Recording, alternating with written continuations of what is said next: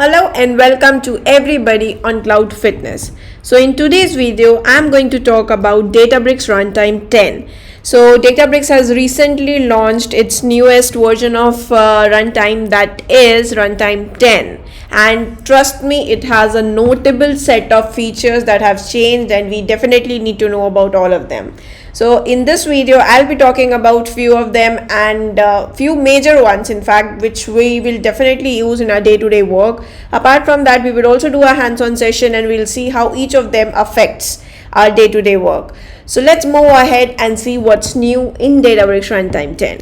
So the very first thing that we should know is that Runtime 10 is nothing but the launch of Apache Spark 3.2. So till now we have been working upon Apache Spark 3.1 and below, and most of us would be working on 3.1. But yes, this is a very major change that Runtime 10 is Apache Spark 3.2.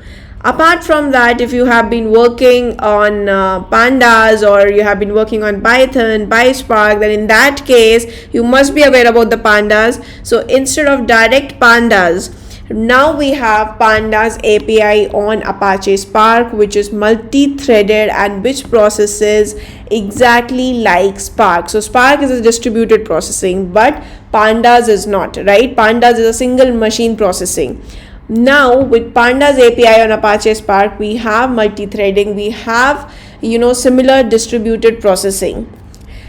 Third thing which is worth noting is ANSI SQL. So now we do have compatibility to ANSI SQL. This might work well for the people who have been working on SQL side for most of their work. For them, ANSI SQL is definitely something that they would like to use. We will see in detail while doing a hands-on session on what are the different features that have come across with ANSI SQL. Apart from that, we do have adaptive query execution. So when I say this adaptive query execution, now most of your query will run really very fast thanks to the algorithms that run on the Catalyst optimizer in the background, which makes your query execution really fast. We are going to see one of adaptive query execution techniques as well in detail today. Apart from that, we also have RockDB state store in place for streaming data. So let's go ahead and see what we have next.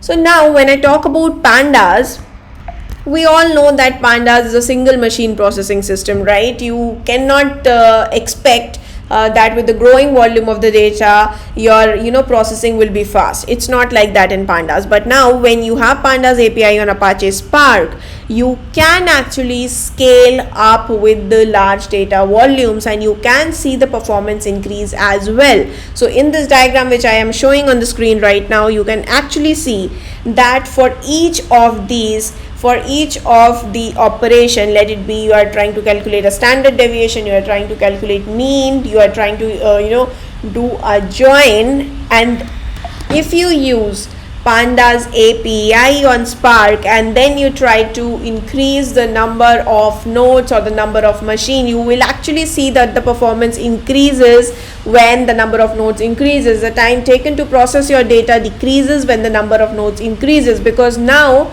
with Pandas API on Spark you have a distributed processing of your data, which was not the case with Pandas, with just using Pandas earlier. And this diagram depicts the same. Now let's say you don't want to increase the size of your machine. Now even in that case, if you try to use Pandas and you try to use Pandas API on the Spark to do same set of operations, let's say you want to do count of the data using Pandas, and then you want to do count of the data using Pandas API on Spark, you will still see that with the same set of machine you will have better performance with Pandas API on Spark. The reason being that in the background, if you know about the architecture of Spark, you have a Catalyst optimizer which optimizes your query in the background. So now with the newest algorithms added, the Catalyst optimizer is much more efficient enough to optimize your queries, and hence in turn increases your performance. So now let's move on to the portal and see how a pandas API and Apache Spark, pandas API and Apache Spark work. So I'll quickly go to the Databricks portal, and here I am. So I've already created this cluster. You can also create this. It's just a simple cluster with Databricks runtime 10, right, which we have been talking about. So now on the same cluster, I want to run some set of commands. So the very first command, what I'm trying to do over here is I'm just trying to create a data frame out of some random data sets that is available in Databricks DBFS system, right? And then in command 2, I am going to convert my data frame into pandas, right? And trying to do a count operation on that. Now let's see how much time does it takes to do a simple count. So the data set is quite small, it is not a huge data set. So let's see how much time does this pandas takes, right? df.toPandas.count, and it has taken 10.6 seconds. Now let's try to do the same in PySpark pandas API.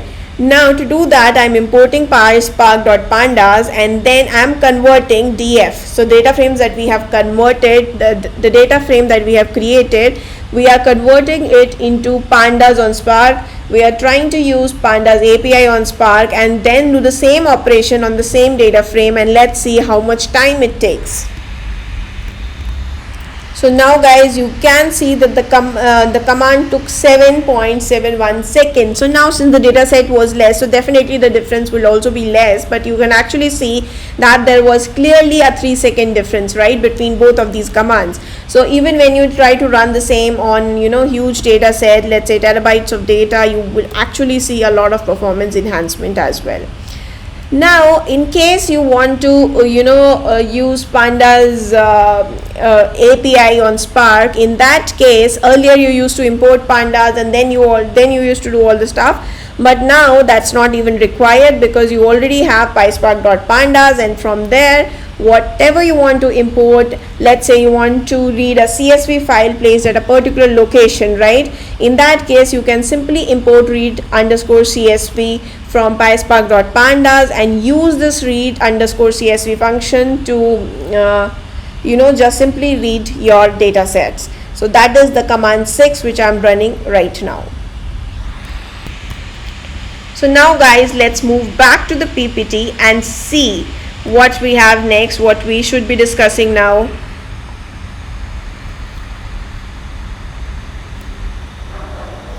So now we the third point to note here is, so when I'm talking about pandas and pandas API on Spark, you should be aware that pandas by default it uses matplot library, right? And whenever you are trying to do any kind of statistics, your charts, in that case matplot library is the default library that pandas uses, and this library will only provide you with the static charts. So you will not have interactive charts which you can play around with, which you can view more about the data. You cannot do that through those charts. These are simple PNG files that you can save as well.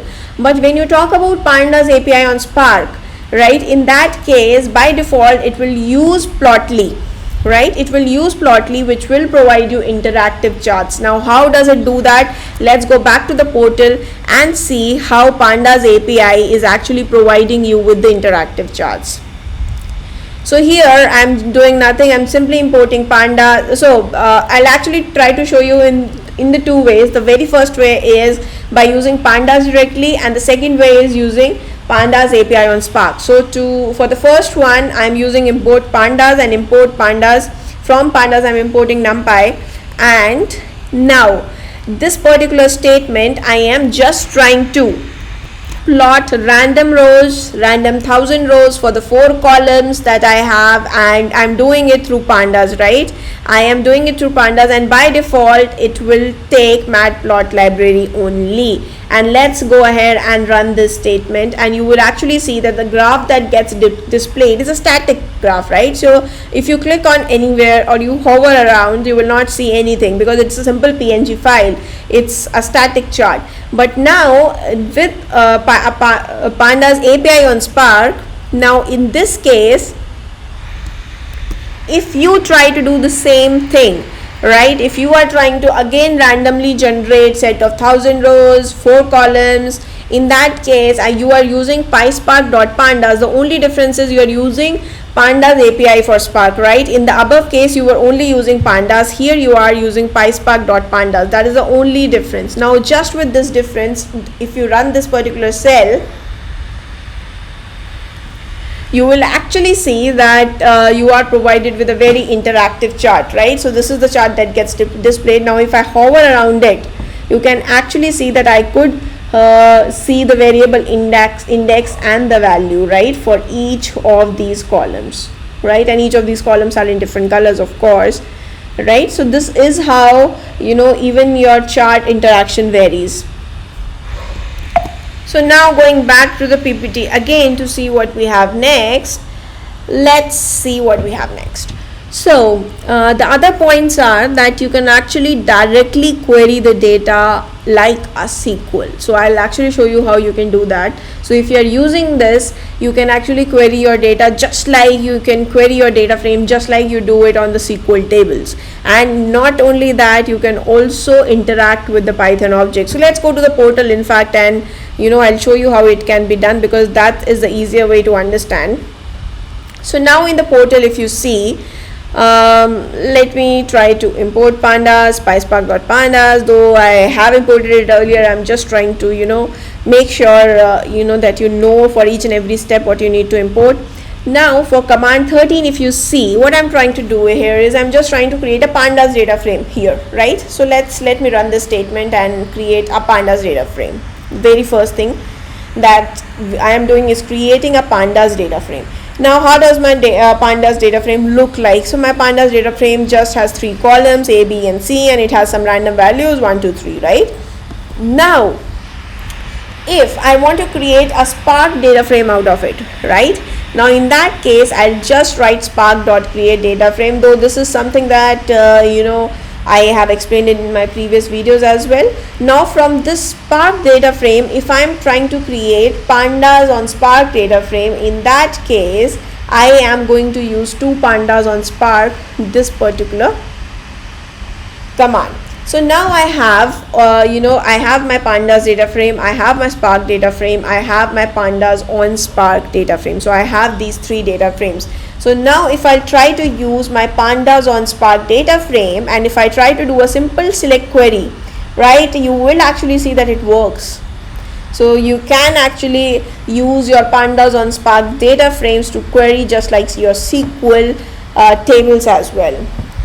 So this is the very first point that I wanted to show you, that this is the difference, right? And apart from that, even when I talk about Python objects, that you can, you know, use your Python objects. So let's say you are, you know, having a range of 5 numbers, right? So in this case, text equal to range of 5, and then if I run the second 19th command, okay, I have actually by mistake run all the above commands. Okay, so let me run this cell first. So guys, you will actually see that even if you do a select star on pandas on Spark data frame and you try to provide some kind of you know, Python object or a variable, you can instantly do that because it is pandas on PySpark. Now let's go back to the PPT and see what other things do we have to discuss today. So we do have adaptive query execution, but I'll kind of explain it later. But before that, I'm going to explain you about the ANSI SQL part of it. So by default, your ANSI compliance or your adherence to the ANSI standard is disabled by default, so you need to enable it. So typically there are 2 properties related to SQL ANSI. The very first thing is the spark.sql.ansI enabled, which nothing but tries to, you know, conform to your ANSI SQL standard, and the second one is actually your store assignment policy. So that basically defines that when you are trying to insert a value to a particular column of a certain data type, let's say I'm trying to insert a string into an integer, so into an integer column, so will that data type change? So that is something which refers to as your store assignment policy. So these are the 2 policy that we need to you know, change according to our preference. And then in fact it's better if I'll go to the, you know, Databricks and directly explain you how does it work. So let me go back to the Databricks.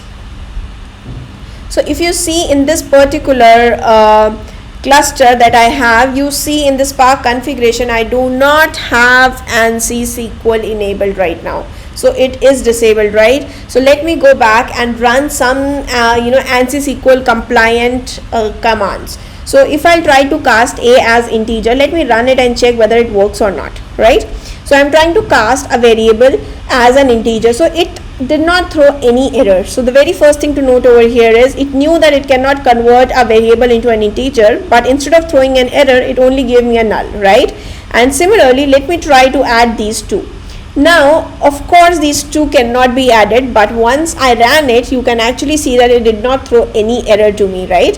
And similarly, let me try to cast a date as an integer. So now again, if I try to run this command, you will actually see that a date cannot be casted as an integer, but it did not throw me any error, it simply returned null, right?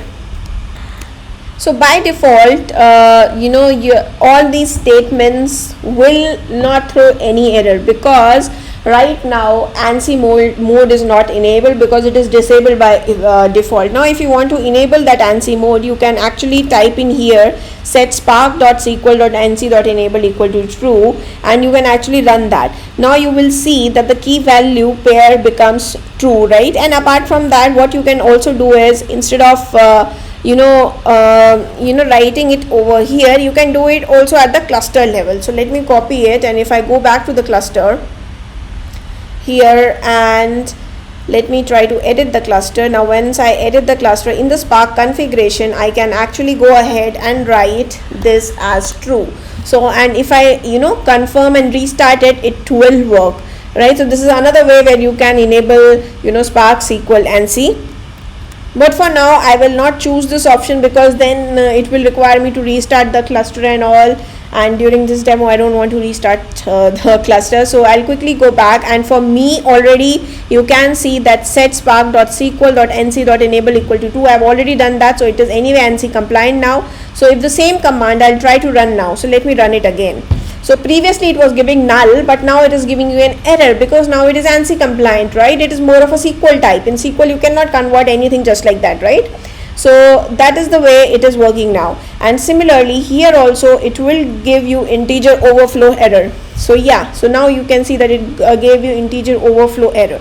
And similarly for the date as well, you cannot cast date to an integer, right? So in the same way it gave you an error. So this is how your ANSI compliance work. Now apart from that as well, if you want to avoid these errors, right? Let's say that you have ANSI compliance enabled, but you don't want to throw an error, right? If something like this happens, in that case there are few sets of function. Let's say you have try cast. So earlier we were using cast over here, but now if I use try cast and run this particular statement, you will see that it did not throw any error. So these are few functions that you can actually go ahead and use. You can use try add as well, so even try add would work. And similarly if you want to divide, you can do try underscore divide if you want to bypass those errors, right? Now apart from this as well, you have something called as store assignment policy, right? So in fact let me check by default for me what it is set, because I've already run these commands. So guys, now the store assignment policy, right? Let me run this. So by default actually it is set to ANSI. When I talk about store assignment policy, again I'll try to explain. So whenever you are trying to add a particular row in a table, right? So let's say I have a column of varchar and I'm trying to add some decimal in that. So if I have store assignment policy properly assigned, so based on that it will actually be able to convert the data type or not convert the data type while adding, right? So when I talk about this set spark.sql.store assignment policy, it is of three types. One is ANSI, one is legacy. Let me write it over here. And then one is your strict. So what does your ANSI mean? ANSI is nothing but it is completely SQL compliance, right? You have ANSI SQL. So whatever goes legally well with your ANSI SQL, the same kind of data type conversions you will be able to do.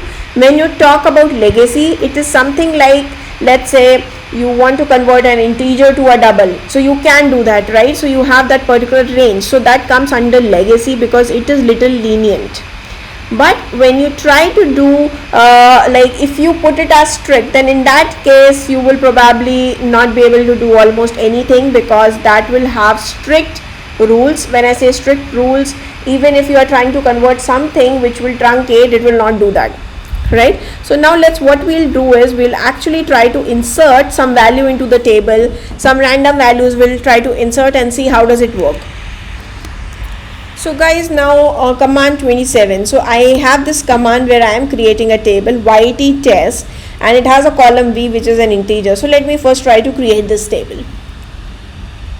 Now once I'll create this table, we already know that the column V is an integer data type, right? Now let's try, after this we'll actually try to insert values in this. So now my table is created. So now let me try to insert in YT test the value, like some random value, right, which is not definitely an integer. So you can actually see that it has given me an error, right? Previously in Spark it will not throw you an error like this. So that is the difference when you talk about your store assignment ANSI SQL. And similarly, if I try to create, let's say, another table, right, where it is an integer, and again I'll try to, let's say, add a long value in this. So let's see how does it react. So command 24, which I'm running right now, first I'm creating a table and then I'm inserting a long value. So now you can see that casting that particular value to an integer causes overflow because it is a long integer, right?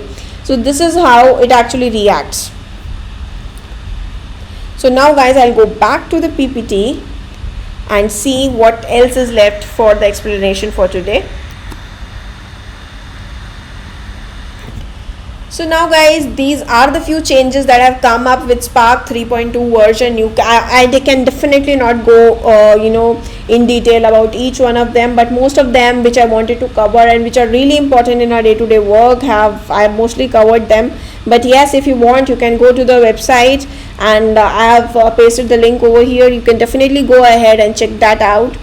Apart from that, definitely we were left with adaptive query execution. So now with runtime 10 you have adaptive query execution. So what is this adaptive query execution? So now the same command, if you run here in runtime 10, it will run faster. So that is the simple one-liner statement that I would preferably say about adaptive query execution. But when you talk in detail about how and why, so there are some set of algorithms that run in background in the Catalyst Optimizer. So when I say Catalyst Optimizer, whenever you write any code to Spark, what happens is automatically a logical plan is created out of your query, right, which is the most optimal plan. So some algorithms run in the background which create the optimal query execution plan for you. So now that has been optimized further, because of which you are able to execute your queries really faster. Now one example of that on how it has been done is dynamic partition pruning. So when I talk about dynamic partition pruning, the very first thing that will come in mind is if there is something dynamic, there will be something static, right? So you have static partition pruning to begin with. So whenever you write any query in database, right, a select star, and you provide any kind of condition over it, what happens is in the basic data flow it will scan and then filter. But when you have a filter push down, right, when you have a where clause, in that case your filter will push down first and then you will be scanning the record, right? So automatically the time taken for your query will reduce. So that is something called a static partition pruning. But when you are trying to join the data, right, you are trying to join some fact and a dimension table. Now in that case, let's say on dimension table you have filtered out, but then in case of fact table you will not be able to put any filter. So that way static partition pruning will not help you. So that is the reason dynamic partition pruning came into picture. Now in this dynamic partition pruning also there are different ways you can do that, right? So this way which I am talking about, this has specifically been added to Databricks Runtime 10 optimizations. Now here if you are trying to scan a dimension table, you are trying to filter out a dimension table. Now based on the filter that you have put on dimension table, automatically a dynamic filter will be created and put onto your fact table, right? And this fact table will first filter out, and then you will be able to do that selection of the records from that particular fact table. So by this way, this is something that is called as dynamic partition pruning, and in fact I can go more in detail about that, but yeah, this is the basic that you should all know about dynamic partition pruning, on how it is done. And then you have something called as broadcast. So let's say your dimension table is there. So what happens usually is, let's say your dimension table is small. Now in that case, you can broadcast your dimension table to different executors node, right? So now once you broadcast that, so there less shuffle will be involved, because now each of your executor has that particular dimension table. Now similarly, if you want to if you have any kind of filter on that broadcast table, that same filter can be used to produce a dynamic filter in your fact table as well, so that only selective records are taken out of your fact table. So this concept is usually called as dynamic partition pruning, which has come up over here, and which leads to your adaptive query execution concept in Databricks Runtime 10. So this was pretty much that I wanted to cover in this particular video. Do let me know in the comment section if you have any doubts, and if you want me to make video on a particular topic, do let me know in the comment section. And thank you so much for being till here. Do remember to like, share and subscribe. Thank you so much.